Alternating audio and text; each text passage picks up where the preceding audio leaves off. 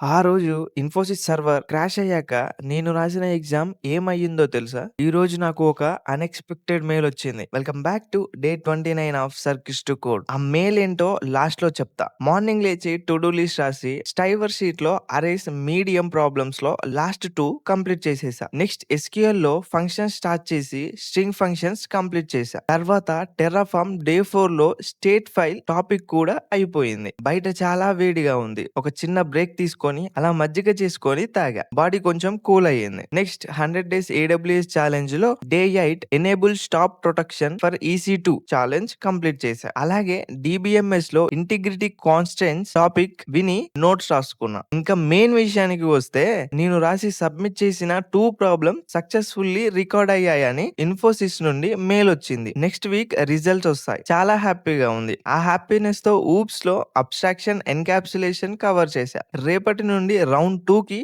Start చేస్తా. ఇక వెళ్తున్నా. బాయ్.